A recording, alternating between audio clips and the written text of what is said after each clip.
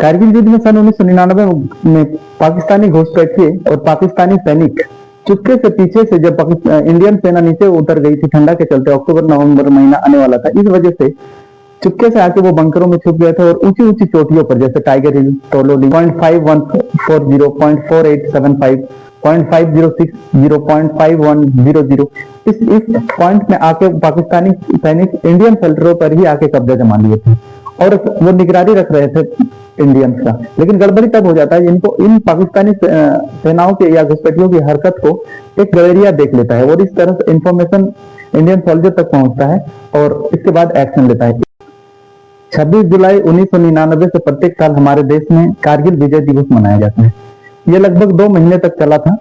इसकी शुरुआत ऐसे होती है कि अक्टूबर नवंबर के महीने में जम्मू कश्मीर के जिले कारगिल में और उसके समानांतर श्रृंखलाओं में ऊंची ऊंची चोटियों में तापमान बहुत कम हो जाता है, यानी कि ठंड बहुत ज्यादा पड़ने लगती है। वहां का तापमान लगभग -10 से 20 डिग्री सेंटीग्रेड तक हो जाता है और ऊंची ऊंची चोटियों में जो है ऑक्सीजन लेवल बहुत कम हो जाता है। तो भारतीय सेना उन ऊंचाइयों से इन ठंडे के चलते वो नीचे आ जाती है। भारत ही नहीं, पाकिस्तानी सेना भी नीचे चल जाती है। उस समय मानना रहता है सेनाओं का कि उस समय वहां पर रहना यानी कि सामान्य जीवन व्यतीत करने जैसा नहीं है, इसलिए इन 2-3 महीने के लिए सेनाएं नीचे आ जाती थी। इसी का गलत फायदा उठाते हुए पाकिस्तानी सेना चुपके से पाकिस्तानी रास्तों से आकर भारतीय द्वारा बनाए गए बंकरों और जो शेल्टर थे सैनिकों के, वहां पे आके कब्जा जमा के बैठे थे और इंतजार में थे कि आगे की हमला किस तरह करना है। लेकिन पता इस तरह से चल जाता है कि एक गलेरिया जो वहां अपने भेड़ों को स्थानीय गलेरिया चलाता था, उनकी हरकतों को देख लेता है और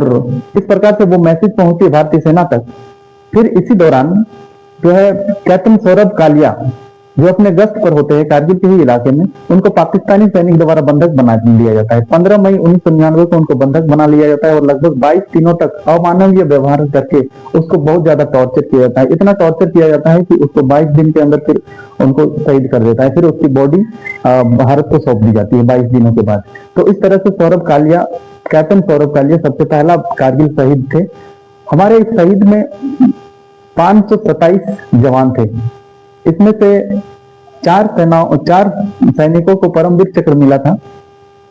captain Vikram Batra, rifleman Sanjay Kumar, lieutenant Manoj Pande और ग्रेडेनियर योगेंद्र सिंह यादव। इसके अलावा महावीर चक्र, वीर चक्र और कारगिल सेना मेडल, कारगिल में भाग लेने वाले सभी सैनिकों को तत्कालीन राष्ट्रपति द्वारा कारगिल विजय दिवस का मेडल दिया गया था। इसमें 5 चीजें, इस युद्ध में 5 चीजें यूनिक थी। वो 5 चीजें थी। एक तो दुश्मनों का ऊंचाई पर होना। दुश्मन इतने ऊंचाई पर थे, लगभग 16,000 से 18,000 फीट की ऊंचाई पर थे। इसका बेनिफिट ये था कि अगर उनका जो सैनिकों का मरने का रेशियो था 1:5 था, यानी कि उनका अगर ऊंचाई पर बैठा हुआ सैनिक अगर एक मरता है तो नीचे वाले सैनिक का 5 मरेगा।